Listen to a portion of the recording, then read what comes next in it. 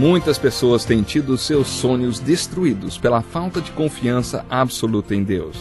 A Bíblia está repleta de exemplos de grandes sonhos cumpridos para a glória de Deus.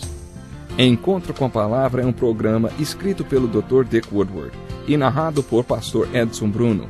Ouça e descubra verdades que lhe ajudarão no seu dia a dia. Com você, Pastor Edson Bruno. Olá, seja muito bem-vindo a mais um Encontro com a Palavra. Nós estamos estudando a carta de Paulo aos Romanos. Deus abençoe esse tempo que vamos passar em contato com a Bíblia, estudando-a, você e eu. Vamos enfocar mais uma vez os primeiros 18 versículos do capítulo 8 de Romanos, uma das passagens mais magníficas da Palavra de Deus. Acompanhe conosco a leitura desse texto e medite um pouco sobre ele.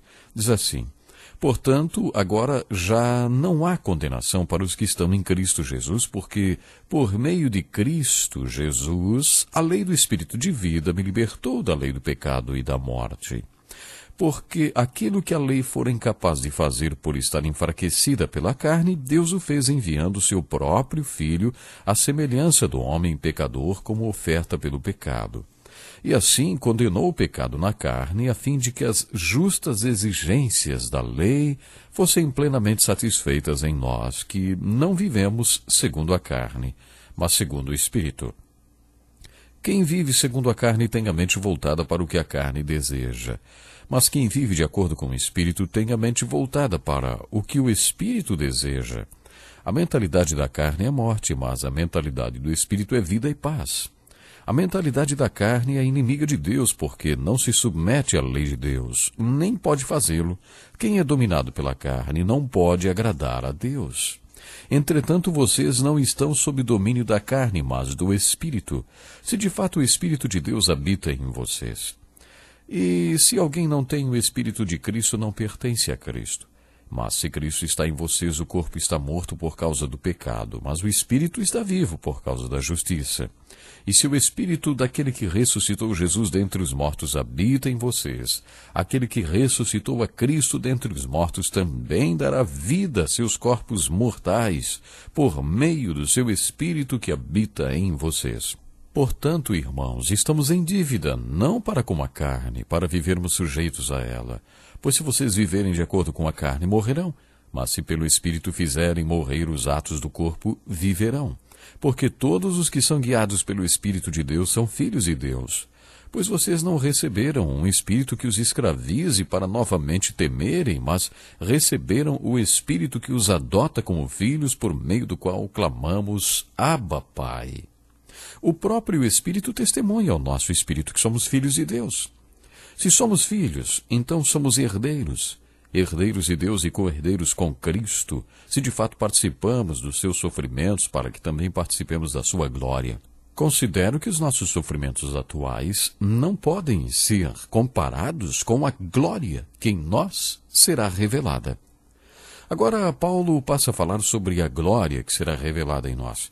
Mas antes de enfocarmos este assunto, vamos resumir o que este texto está falando. Como já disse, este texto mostra o que Deus fez a nosso favor, ou seja, a sinfonia da adequação. Esse texto descreve a adequação da obra de Deus na nossa salvação, redenção e justificação. Esse assunto nos remete ao capítulo 5. Afinal, o que Deus fez de tão adequado assim? Ele mandou o seu próprio Filho na semelhança do homem pecador. Mas Jesus não era pecador. Sua carne não era pecaminosa. Mas ele veio em semelhança de homem pecador. Deus enviou seu Filho como uma oferta pelo pecado, a única oferta aceitável para resolver o nosso problema de pecado. E quando Jesus morreu na cruz, Deus condenou o pecado na carne. O capítulo 5 de Coríntios afirma que quando Jesus morreu na cruz, Deus o fez pecado por nós. Ele que não conhecia pecado para que pudéssemos ser declarados justos por causa dele. É isto que o texto quer dizer quando afirma que ele condenou o pecado na carne. Todos nós ficamos como ovelhas sem pastor, cada um desviado no seu próprio caminho, mas Deus colocou sobre ele a iniquidade de todos nós. O castigo que nos era reservado ele tomou para si, para que pudéssemos ter paz com Deus. Sabe, este é o significado do que Deus fez. O resultado é: não há mais condenação. Isto é Evangelho. E estas são as boas novas.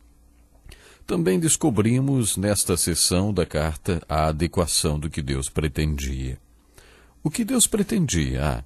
Deus pretendia que o espírito da lei entregue a Moisés fosse cumprido em nós, que não andamos de acordo com a carne, mas de acordo com o Espírito, e que estamos em Cristo Jesus, ou em união com Ele.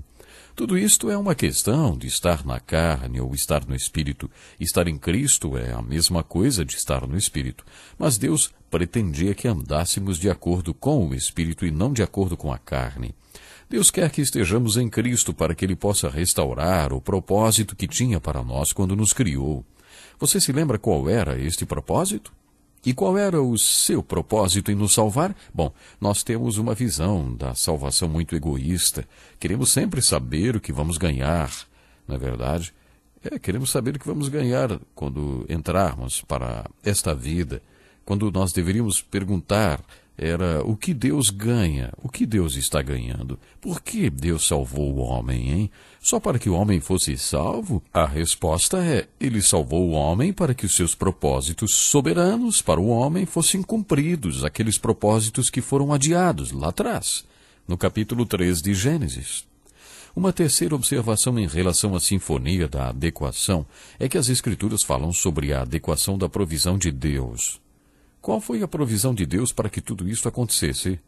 Ele proveu a lei do Espírito da vida em Cristo. Esta foi a provisão de Deus para que tenhamos a vida que Deus quer para nós, depois de sermos declarados justificados. Esta é a lei de estar em Cristo, em união com Ele. Esta é a lei do Espírito e é, consequentemente, a lei da vida. Esta foi a provisão de Deus para nos libertar da lei do pecado e da morte. Se implementarmos e vivermos esta lei do Espírito de vida em Cristo, vamos usufruir a liberdade da lei do pecado e da morte. Podemos experimentar a união com Cristo vivo e também a presença do Espírito Santo em nós. Isto está disponível para todos os que creem, mas precisa ser recebido, implementado e aplicado todos os dias na vida de todo aquele que crê. Muitos teólogos acham que a palavra portanto, no início do capítulo 8, nos remete ao capítulo 5.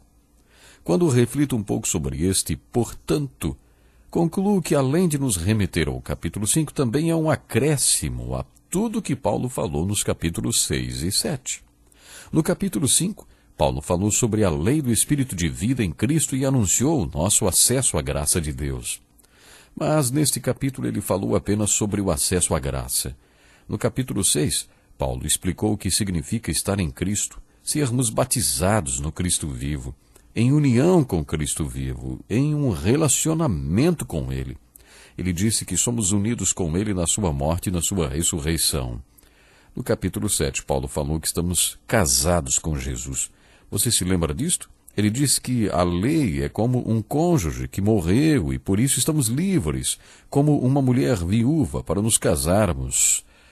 Nos casarmos outra vez e produzirmos frutos para Deus. Paulo fala sobre a necessidade de nos casarmos com o Cristo vivo ressurreto.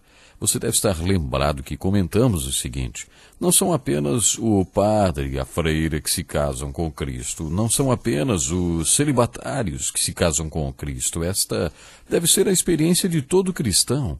Eu particularmente acho que quando Paulo começa o capítulo 8 falando, portanto agora já não há condenação para os que estão em Cristo Jesus, está dando continuidade ao que disse nos capítulos 6 e 7, mesmo que esses capítulos sejam um parêntese dentro da argumentação de Paulo. Já dissemos que Paulo gostava muito de usar parênteses. Outra maneira de dizer isto é afirmar, como ele fez no capítulo 7, se não estivermos em Cristo ou no Espírito, somos homens miseráveis. Por quê? Porque sem a ajuda e o cuidado de Deus, vivemos uma vida miserável. No capítulo 15 da primeira carta aos Coríntios, Paulo diz: se é somente para esta vida que temos esperança em Cristo, somos de todos os homens os mais dignos de compaixão. Eu já ouvi gente dizer que, se não houvesse outra vida depois desta, já valeria a pena ser cristão. Paulo não concordava com isto. Para ele, Se você é um crente e não acredita na vida após a morte, se a sua esperança em Cristo se limita a esta vida, então você é um pobre coitado, um miserável. E aqui no capítulo 7, aliás, no final do capítulo 7, Paulo afirma que se você vive sem a ajuda de Deus, se você não está no Espírito, se você não está em Cristo e Cristo não está em você, se você não tem sua mente voltada para o que é espiritual, então você é um homem miserável. Por isso é absolutamente essencial que ponhamos em prática o que Deus fez e proveu para cada um de nós. Agora no capítulo 8, Paulo continua a falar sobre a mente voltada para o Espírito e a mente voltada para a carne. Podemos intitular o tema que fala sobre a mente voltada para o que é espiritual de a adequação da mente. Paulo afirma que aqueles que têm suas mentes voltadas para o que é espiritual, que vivem de acordo com o Espírito desde que acordam até a noite, esses andam de acordo com o Espírito. E isto é vida e paz. A mente que é voltada para o Espírito se submete às leis de Deus. Você viu só? Olha aí a lei aparecendo outra vez. Nós não jogamos a lei fora, não. A mente que é voltada para o Espírito agrada a Deus. A mente que é voltada para o Espírito permite que a pessoa viva no Espírito e em união com o Espírito. Para falar sobre este assunto, Paulo, ele traz outra vez aquela questão da inadequação da lei da mente voltada para a carne. Ele diz que quando a mente é voltada para a carne, a pessoa vive longe de Deus, sem a ajuda dele, com suas próprias forças e recursos, apenas com a força de vontade, com sua própria ambição. Esta pessoa vive segundo seu querer e conta com a sua autodisciplina, e tudo isso é viver na carne. Quando nos referimos à carne, não estamos falando apenas dos pecados sexuais. Em 2 Coríntios, capítulo 1, Paulo comenta a tribulação pela qual passou quando estava na Ásia. Nesta ocasião, ele foi apedrejado, arrastado para fora da cidade e considerado morto. Ao relembrar esta experiência, ele afirmou: de fato já tínhamos sobre nós a sentença de morte, para que não confiássemos em nós mesmos, mas em Deus que ressuscita os mortos. Alguns teólogos acreditam que ele ressuscitou dos mortos naquela ocasião. O que Paulo está dizendo nesse texto de 2 Coríntios, capítulo 1, é que a autoconfiança é uma sentença de morte. Quantas pessoas acreditam nisto? Isto é carne. Andar na carne ou ter a mente voltada para a carne nem sempre é estar pecando. Pode ser também querer fazer tudo com as próprias forças, sem a ajuda de Deus. E quando você compreende isso que Paulo está explicando, percebe que viver assim é uma sentença de morte. Então, a solução é viver com Jesus. Vamos ficando por aqui hoje. Deus lhe abençoe e até o próximo programa. Que lição importantíssima. Obrigado, pastor Edson Bruno. Prezado ouvinte, coloque em prática o que você ouviu aqui. Sem dúvida, sua vida será grandemente abençoada. Este é um estudo escrito pelo Dr. Dick Woodward, na voz do pastor Edson Bruno. Escreva-nos e solicite o material. Nosso endereço é Encontro com a Palavra, Caixa Postal 2011, CEP 89201-970, Joinville, Santa Catarina. Até o nosso próximo encontro com a Palavra.